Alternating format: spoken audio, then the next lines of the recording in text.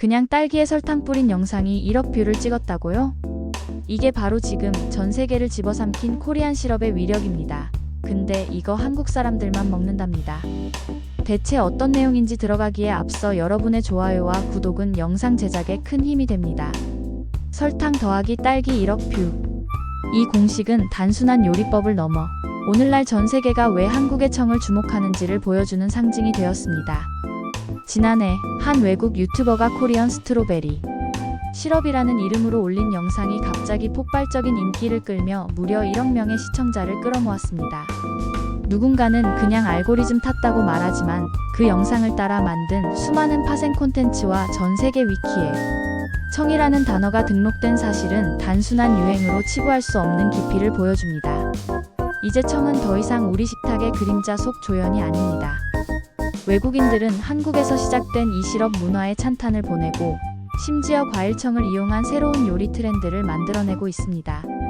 한국인에게는 너무나 익숙해 잊고 있었던 그 맛, 과거 꿀보다 비쌌던 설탕이 처음 들어왔을 때 우리 선조들이 발명해낸 지혜, 그리고 그 안에 담긴 문화적 맥락이 지금 세계를 흔들고 있습니다. 처음 청이 만들어졌던 시절, 꿀은 귀족과 왕족만의 전유물이었습니다. 보통 사람들에게는 너무 비싸고 구하기 어려운 재료였기에 선조들은 꿀의 대안으로 조청을 만들어냈습니다. 곡물을 발효시켜 당을 추출한 이 조청은 당시로서는 획기적인 보존 음식이자 약이었습니다. 유자, 매실, 생강, 대추, 그리고 감. 자연의 모든 열매들이 설탕 속에서 시간을 머금었고 그렇게 탄생한 것이 바로 오늘날의 과일청입니다. 하지만 서양에서는 이와 다른 길을 택했습니다. 과일을 보존하려면 반드시 가열해야 한다는 신념 아래 유럽에서는 잼이 발달했습니다. 청과는 달리 끓는 냄비 속에서 설탕과 과일은 조리되며 응축되었고 그 결과 서양의 입맛은 청보다는 잼에 더 익숙해졌습니다. 그런 그들이 숙성된 과일의 깊은 맛을 처음 경험했을 때 받는 충격은 우리로서는 상상도 하기 어려운 새로운 감각일 것입니다. 더욱 흥미로운 건 청이 단순히 디저트의 영역에 머물지 않는다는 점입니다. 우리는 감기 기운이 돌면 유자청, 소화가 안 될 때 매실청, 몸이 으슬으슬할 땐 생강청을 찾습니다. 이렇듯 청은 한국인에게 맛뿐 아니라 치유의 감각을 전달하는 매개체였던 것입니다.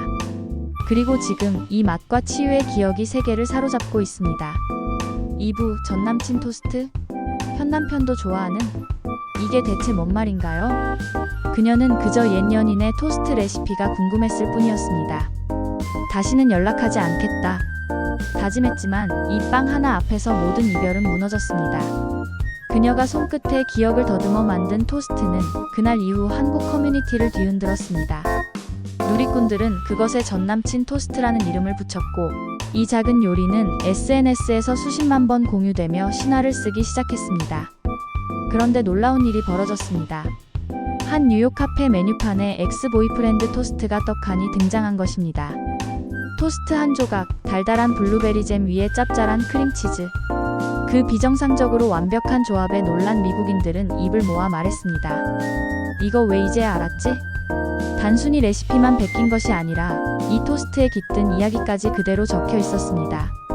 그녀는 이 맛 때문에 다시 그에게 연락할 수밖에 없었습니다. 사람들은 메뉴의 이름과 설명, 그리고 맛에 사로잡혔고 전남친 토스트는 이제 한국의 감성이 담긴 글로벌 디저트로 탈바꿈했습니다. 이처럼 한국 음식은 재료가 아니라 스토리를 먹는 문화가 되어가고 있습니다. 그리고 그 정점에 불닭볶음면이 있었습니다. 매운맛의 제왕, 신라면을 제치고 한국을 넘어 전 세계를 뒤흔든 라면 불닭. 처음 먹는 순간 그 누구도 침착할 수 없습니다. 눈물, 콧물, 그리고 땀까지 흘리며 한 입 또 한 입 먹게 되는 마법. 도대체 왜 전 세계가 이 매운맛에 중독된 걸까요? 미국의 인기 유튜버 맨스터니가 불닭볶음면 영상을 올리자 조회수가 1억 4천만 뷰를 돌파했습니다. 심지어 세계적인 래퍼 카디 B도 이 라면에 푹 빠졌다고 고백했습니다. 입술이 부르트고 혀가 얼얼할 정도로 맵지만 오히려 그 고통이 즐거움이 된다는 것입니다. SNS에서는 불닭 챌린지가 퍼졌고 사람들은 서로의 고통을 공유하며 열광했습니다. 그리고 삼양식품은 그 열광을 가만히 두지 않았습니다. 미국인 입맛에 맞춘 까르보나라, 중국인을 겨냥한 마라맛, 태국을 위한 소면맛 등 국가별 맞춤형 불닭을 출시하며 글로벌 시장을 정조준했습니다. 그 결과 삼양식품은 오랜 라이벌 농심을 제치고 2024년 영업이익 3,442억 원을 달성하며 당당히 라면 1위 자리에 섰습니다. 그 성공의 그림자에는 창업자의 며느리 김정수 부회장이 있었습니다. 그녀는 어느 날 자극적인 볶음밥 가게에 몰린 인파를 보고 한국의 매운맛 이거 세계에서도 먹히겠는데? 라고 직감했고 1년간 연구 끝에 불닭볶음면을 탄생시켰습니다. 한 여성이 일군 매운맛의 혁명. 그 불길은 지금도 식지 않고 번져가고 있습니다. 그리고 또 하나. 한국 사람들이 생각지도 못했던 한강변의 작은 풍경이 외국인들에게는 문화 충격이 되었습니다. 편의점 앞에 늘어선 긴 줄, 즉석 라면 조리기를 지키며 기다리는 사람들, 그리고 끓는 냄비 앞에서 설레는 눈빛으로 국자를 드는 순간 한강 라면은 더 이상 한국인만의 로망이 아닙니다. 지금 외국인 관광객들이 가장 먼저 찾는 것은 롯데타워도 경복궁도 아닌 즉석 라면 조리기가 설치된 편의점입니다. 심지어 러시아 모스크바에서는 한국 드라마에서 본 장면을 따라 즉석 라면 가게가 오픈되기까지 했습니다.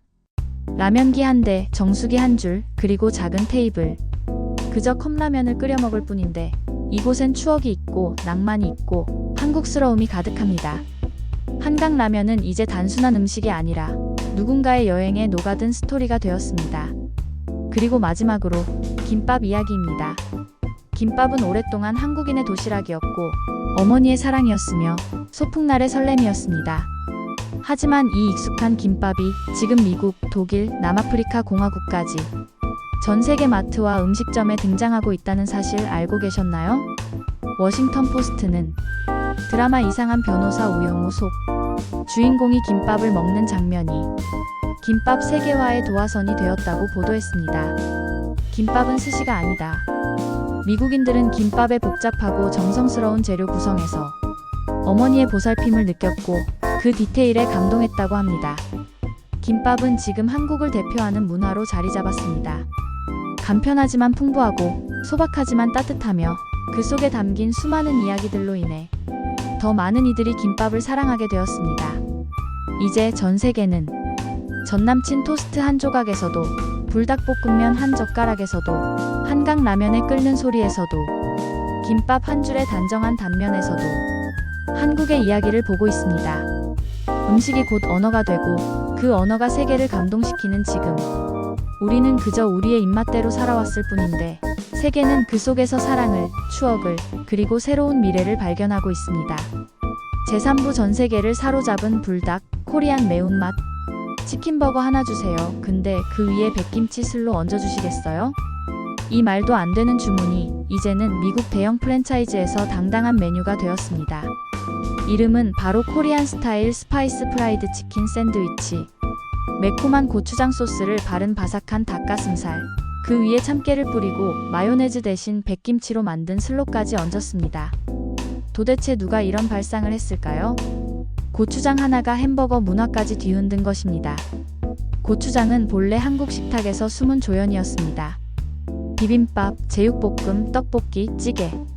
우리에게는 너무나 익숙한 그 맛이 지금 전 세계 Z세대의 입맛을 사로잡고 있습니다.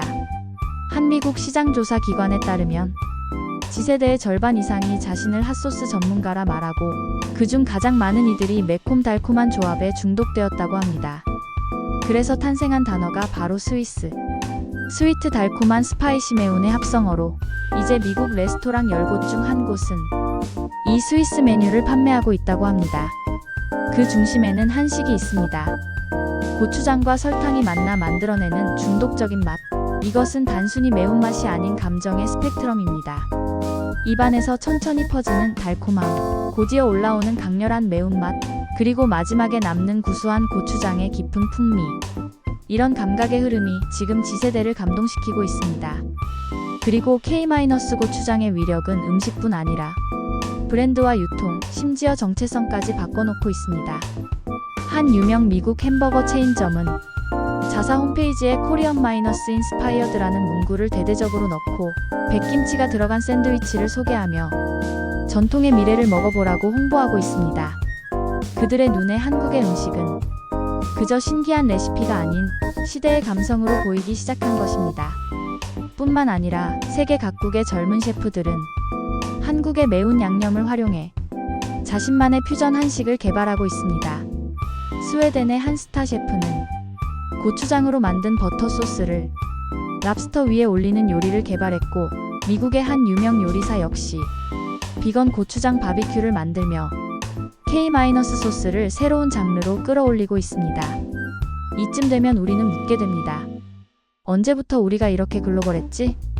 우리가 늘 해먹던 집밥, 편의점에서 사 먹던 컵라면, 엄마가 싸주던 김밥, 그 모든 것이 지금 세계에서 가장 트렌디한 음식이 되었다는 사실.